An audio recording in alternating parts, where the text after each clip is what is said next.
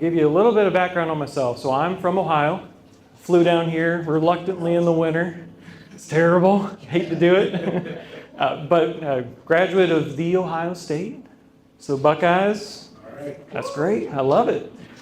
So I went to law school, did all that fun stuff. Where I kind of focus my efforts is really around business planning and tax planning.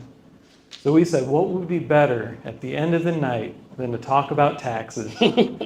I love it. That's what we're going to do. I want to give you a couple of tips and tricks, just that I see other folks maybe know that, unless you're exposed to it, you just don't know. So that's actually one of my favorite guys.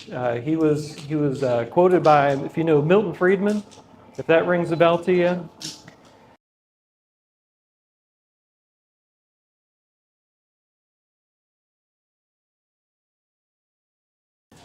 So there was a guy, his name's Milton Friedman, if you've heard of him. He was an economist back in the day with Thomas Sowell, if you know Thomas Sowell. Great economist back in the day. And the one thing that TR said kind of made me think of it.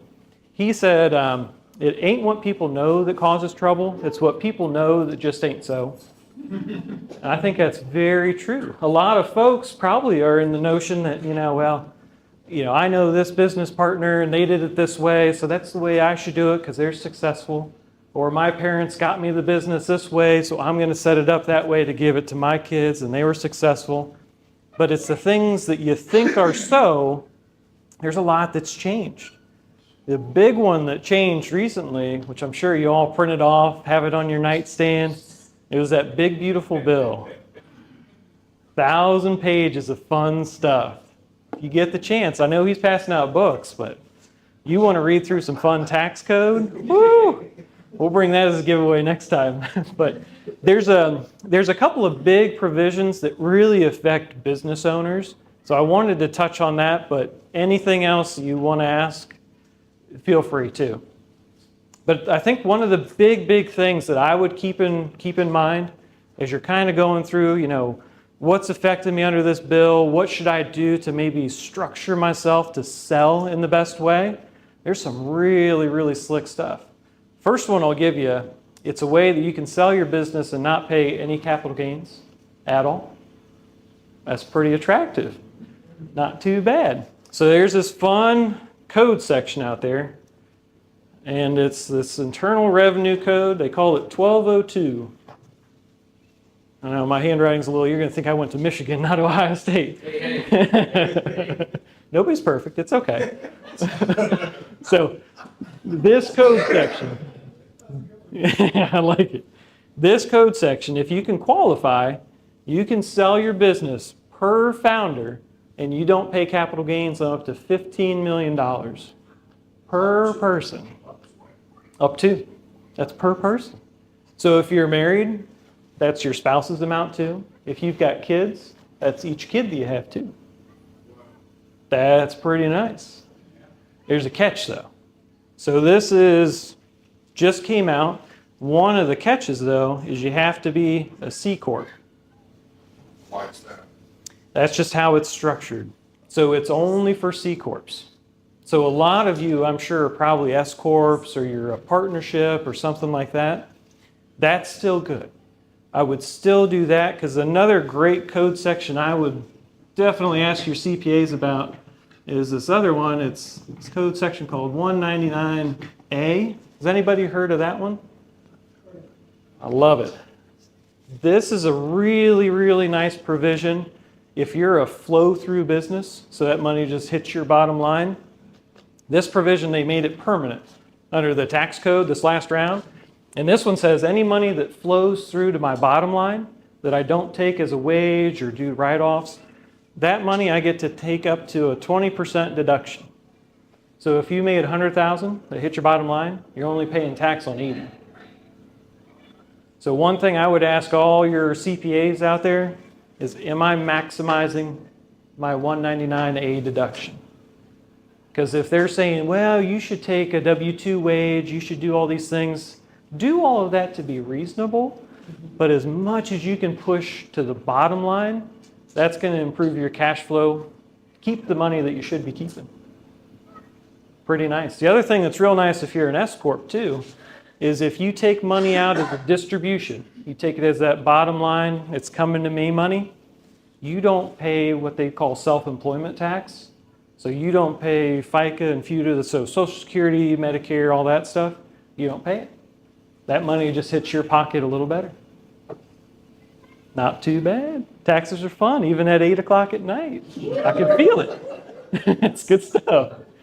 So leverage that one. So the nice thing with this little code section though is, well, if I have this type of business, my income might be pretty nice, but I think I might sell. And if you're thinking of selling in the next couple of years, it might make sense to start looking to set up one of these, a C Corp. And I would say that's really good if you've got maybe an employee, a couple of employees, if you have a lot of marketing, if you've got a lot of finance or other things that you're doing. If you set one up today, one of the requirements too is you have to own it for at least 3 years. 3 years, that'll get you 50% of this 15 million. So 7.5, you can, sell it 7.5. That's great. That's not a bad day either. If you hold it 4 years, then it gets you 75%. And then 5 years, you get the full benefit, 100%. So I think one of the big things I would say to just kind of prevent some of those failures too is just knowing what questions to ask. So if I know I might sell in the future, how am I set up today to make sure I maximize my walkaway number? That's the big thing I would push for. Can I ask a question? Yeah. So you're saying if for a sequel, you're entitled to 3 years, you're entitled to 50%? 50% of that 15 million. Assuming That's right. Yep. So it's a pretty good deal. The one catch too that I didn't mention is if you're in any sort of professional field, so I know there's a couple of finance folks, there's some other folks that it's tied to more your profession, this code section doesn't necessarily apply. But if you have marketing, if you've got staffing, if you've got IT, any of that stuff, if we push it into this entity, that can apply for it. So it's all in how you kind of show yourself to the government when you go to sell. That's going to hit you the best. So there got to be a reason that they're pushing you to get in the C Corp. Do they get more taxes when you're in the C Corp or something? Well, so that's the other kind of neat thing too. So this one, the most you should ever pay as the flow through is 29.6% federally. The most as a C Corp you're ever going to pay federally is 21%. But there's a catch. The one catch with a C Corp is if I want to take money out of this C Corp business, I already paid tax, right? I paid tax as a business at 21%. But then if I want to get it out to me, how do I get it out? I've got to take it as a wage, or maybe I've got to take it as a dividend. That hits me as taxes. So they can double tax you. But there's a third way. The third way is you can take it out as a loan. And as a loan. The fun thing about loans is they don't show up at all. Are there rules about paying it back? So the way I would structure it is that loan is going to be paid back when you pass away. So it And works like the insurance. kind of. That's right. And the thing is, you're still going to make it an arm's length transaction. So you charge an interest rate that's 4%, but it's money that's going from, yourself back to the business that you control. So it's not like it's a bank you're giving it to. You're just paying yourself back. If you borrow money from yourself, but you don't pay yourself back, will you sue yourself? Might as well. It depends on the day you're having. What kind of insurance you got behind? Yeah, that's right. That's right. Well, so that's the other nice thing too. So each year I can make a loan, and if it's 5% interest, because that's where interest rates are today, if I want to refinance, I refinance with myself, and then I drop it down to 2%. So you control the whole transaction, but now you're at 21%. That's not bad. I love paying less tax. Taxes are fun. We'll get there. They can be fun. But when we do this, right, if I've got a loan, what I can do, because I control the business, is Well, if there's a year that I've got maybe a loss that I can offset because I had a bad year, I'm going to show that loan, I'm going to claim it as income. So then it starts to deplete that. It's not on the books. It doesn't look too wonky. I just forgive the loan because it's myself. And it doesn't show up as income because I had that loss to offset it. So there's a lot of flexibility with what you can do. Kind of neat. Taxes are they're a little fun, but this one's really big. If you think you might sell, that's where I would get in touch with Randolph and say, hey, I think I might have this liquidity event sometime in the next couple of years. What am I doing today to set myself up so I don't pay taxes in the future? Because taxes are elective as long as you plan for them. But if you come to him and say, hey, I'm selling tomorrow, I'm getting my check, he's going to say, that's nice. Did you write another check for the government? Because that's what you're going to have to do. So plan ahead. Plan ahead. That's going to be a big, big one. What's that called? Yeah. So this is, they call it 1202 stock, or you'll also hear it called, they'll call it qualified small business stock. And that provision, it's actually been around since 1993. So it's not something new. It's just how often do you sell your businesses? Not every day. So you don't run into it as much. Yeah. As a lawyer, do fiduciaries also having the same knowledge and information you have, and you can share what's... Maybe. Depends on who you work with. So I would say the nice thing about what I do is I don't practice myself. I just educate and motivate. So I would work with your attorney, your CPA, with Randolph as well. And then we would walk through and say, yeah, this is something I would talk to, or this one doesn't make any sense because your situation's different. So yeah, that's why it's nice being part of his team too, because we can say, this is a value-added service being part of this group. So yeah, leverage us. I'll screen my calls in advance. Is that what you're... No, happy to help any way I can. The other real big thing I would think I would have everybody in the room that's a business owner go through is there's been a lot of changes as far as just valuation. So if you haven't had an informal valuation done of your business just to see what it might be worth, I would go through that process. It's not very intrusive. It doesn't take a lot from you, but it's really good to see where you're at today coming out of the pandemic. Your value's probably changed. If anybody did PPP loans or ERC credits, any of that stuff, that affects your value. And most of it's positive. But it might be a case where you say, well, gosh, I didn't know I was worth that. Do you know of anybody that could buy me? That's where we've got a network as well that we can help with some of that too. But that's a really interesting one. There's some things that we kind of discover through that process too. Like, gosh, I've got a building. How am I taking my interest? Or I got this new loan. What can I now write off because I got that loan? Loan interest is going to be real big this year for you all too. If you have a loan, you're able to write off a little bit extra in this year now too. It's going to be a good year to be a business. Does that also include SBA loans? So it can, yeah. So the old calculation that they used to do, just to throw all kinds of little figures up here, it used to be EBIT, so earnings before interest and taxes. That used to be what they would say your interest on a loan, you can write off 30% up to that figure.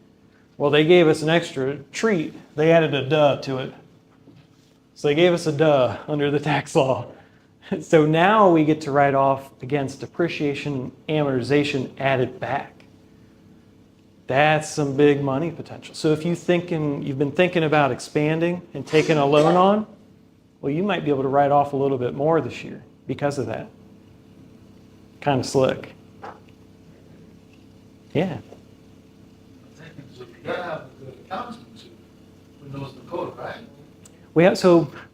Not the one thing I see, and this is attorneys too, because we can bash them because nobody's an attorney in the room.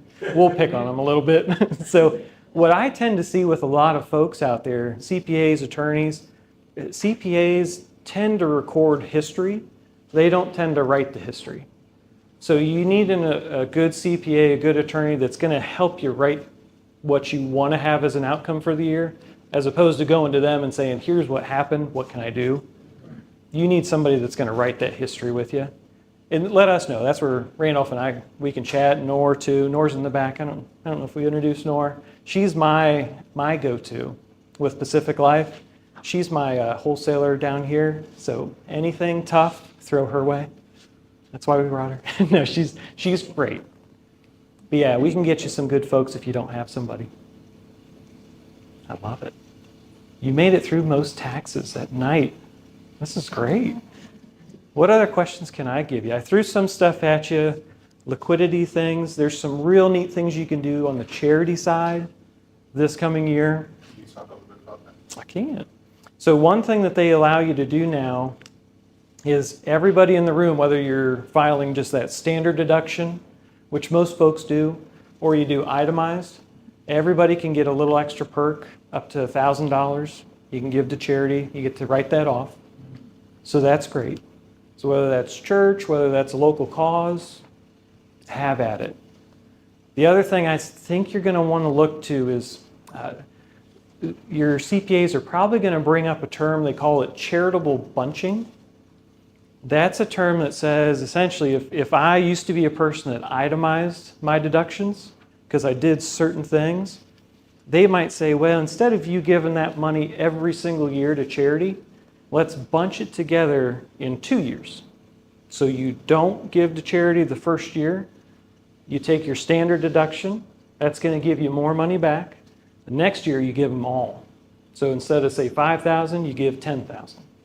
You're going to get more bang for your buck. So that'll be something, too. I'll give you one bonus one, too, just because I love acronyms. If you haven't caught that yet, acronym city here. There's another really big one when it comes to your just business planning.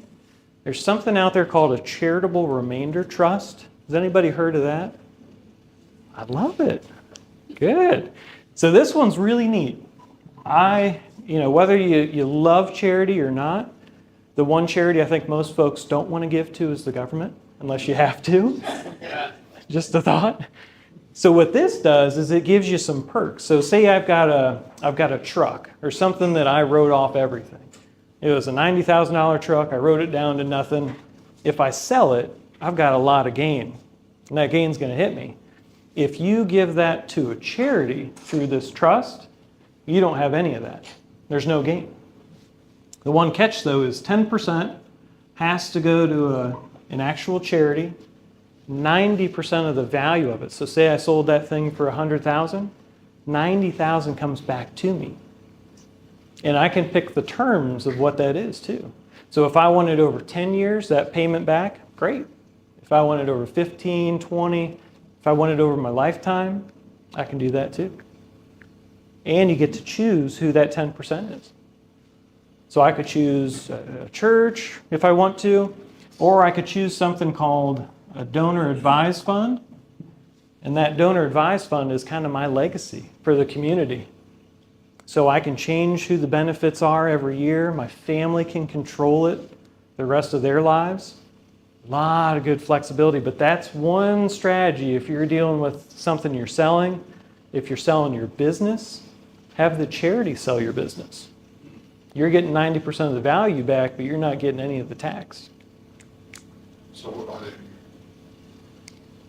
restraints on that? Can you sell something big every single year? Sure. You got it. Folks just don't know. Yeah. Yeah. One thing I'm trying to wrap my head around, so you have the charity and then you have the word trust in there also, which is another thing. Yep. That is tied to your organization.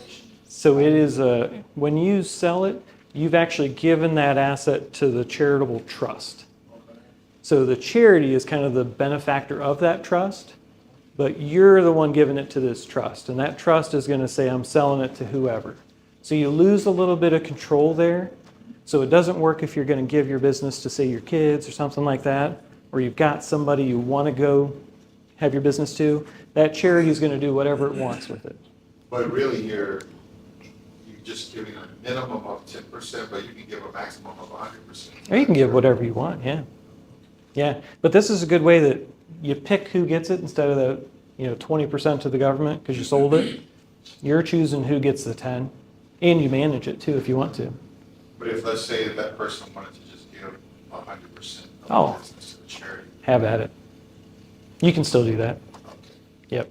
The other nice thing too, is since you did give at least this 10%, that's how much benefit you get as a charitable deduction too. So you get that the year you gave it to the charity. So it gives you a little more flexibility to say, well, yeah, I'm going to have a little bit of gain, but it's offset by what I gave to the charity that I control. Yeah. You said that the charity can sell the business. Mhm. How does the charity need the business? Am I donating it to the charity? Yep. Yep. So you're setting up this trust, and then that trust, the trustee, whoever's in charge of it, they're going to put it on the market. They're going to sell the assets, whatever they want to do. They're going to do that. So question, follow-up question. For people who are interested in government contract Hmm. and that want to get socioeconomic set aside certification. Yeah. I don't know what it was. Yep. If the business is owned in a trust, do I still have the ability to get those certifications? It depends. Is that a good legal answer for you? So I would say, it's great. I gotta give one. So if you're gonna sell your business, you're out. So you probably wouldn't be getting those certifications, wouldn't be getting those. So this is when you're done. The trust is not a physical person. That's right. The trust doesn't have a socioeconomic. Yeah. So what they're probably gonna say is, if the value of the business is say $1 million, because you qualified for those government contracts or some of those benefits you're receiving, if they sold that business to a similarly situated person, that value is probably still going to be about $1 million. But if they sold it to somebody else that couldn't qualify, then maybe the value drops to say 700,000. So it changes your benefit at the end, Correct. but it depends on who they sell to. And you could probably have a little bit of sway to say, this is my business, this is the value, this is why the business is valued this way. So if you sell, take that into context. And that's why you'd get a good trustee that's going to know those things to say, yeah, I want to maximize your value. And that's kind of their duty as well. They've got a fiduciary duty to do that. So, another question. Yeah. Last question. Yeah. You said that we should get our businesses evaluated. Mhm. What are some of the benchmarks to know that we're ready for the business evaluation? So I would say if you haven't had one since they did the big beautiful bill just in July, you're probably not where you were before that from a valuation perspective, just because they changed some of the metrics. So you probably have more value than you think you have. So if you haven't had one recently, I would definitely do it. And it's something that I'll work with Randolph with, and it takes maybe 2 to 3 days. So it's pretty non-invasive, that sort of thing. A couple years of financials. Let me know anything that's unique about you, what you're doing, that sort of thing, and yeah, we'll get it to you. And then show you some of these things, like, well, gosh, if you did this, you'd be able to sell for this, or yeah. Couple of questions. Yeah. So, like, let's say you're setting yourself up to sell your business or whatever. I know that you can get an evaluation done and you can take out a larger loan before you sell it to increase the value of that business. It's attached to the business, so you can do that.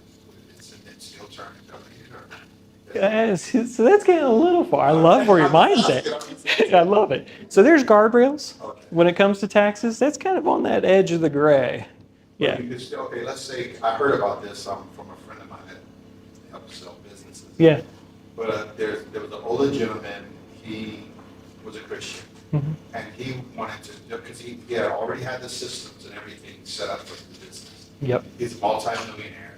He wanted to donate his whole business, not to sell it, but to donate it to a nonprofit that would use it to educate and make other people wealthy. I love that. Through his thing. Yeah. So could he use the CRT and donate the business as is? Yeah. And still get the write-off, and they can still use the profits? Oh, yeah. Okay. Oh, yeah. And he could even do, so there's another one too, just to throw it out there. There's another one called a CLT, a charitable lead trust.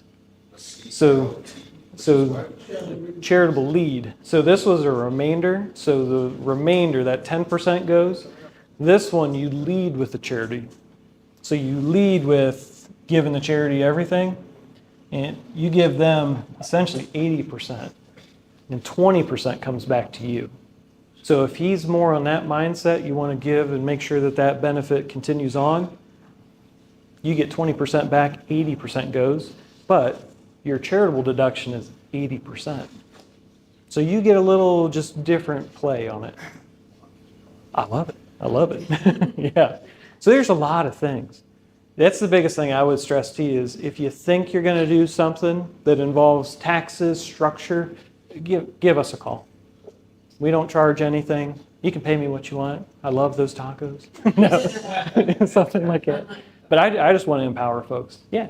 So, if you were to want to build a community Mhm. where you had like assisted living and children's homes, Yep.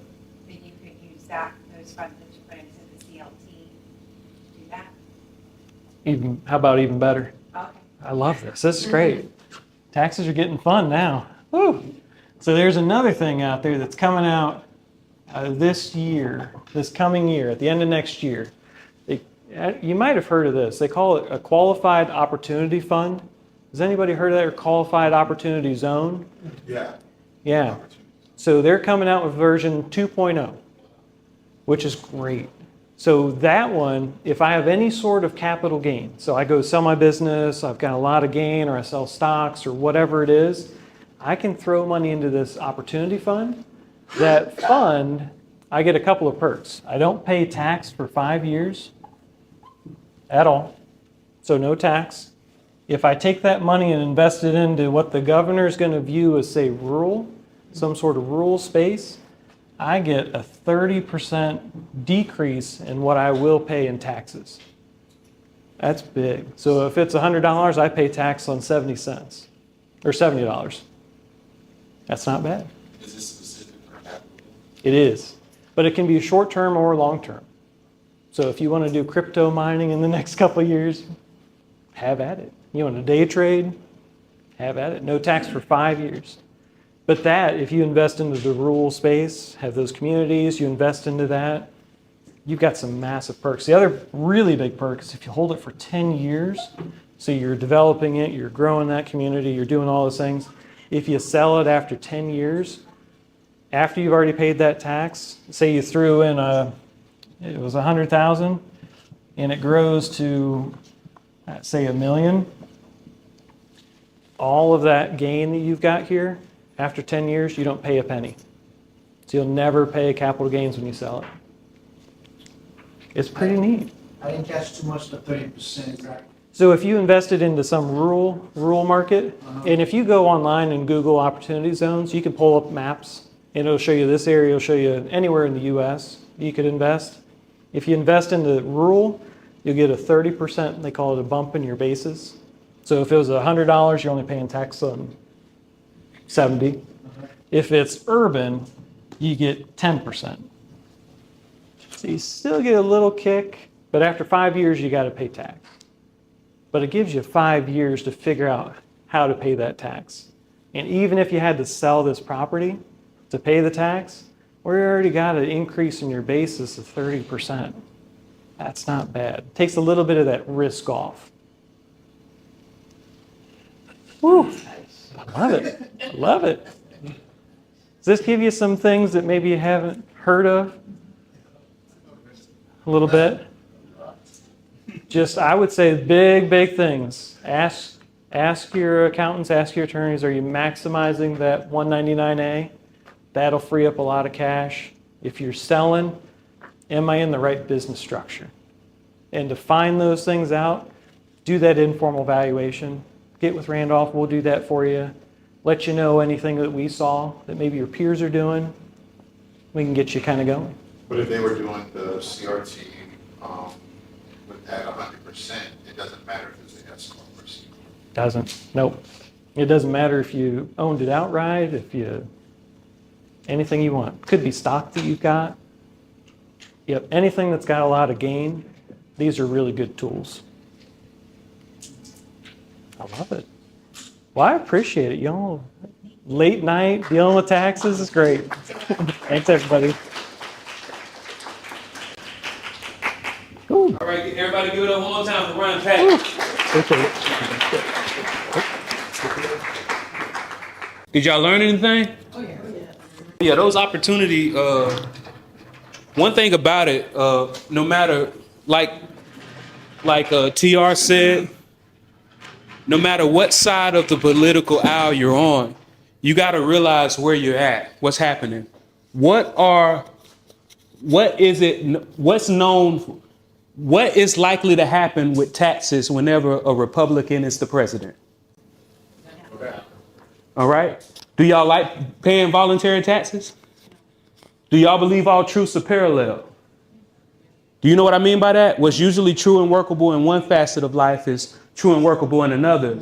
If you were to go to a farmer and you ask the farmer, would you rather pay taxes on what it costs on a handful of seeds or a field full of crops? What do you think that farmer gonna say?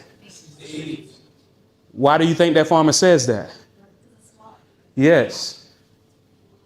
If you are in a year where you know that taxes are lower, no matter what side of the political aisle you're on, you need to get a valuation of your business. And even if you don't have a business that you think is worthy of valuation, let us tell you that, right?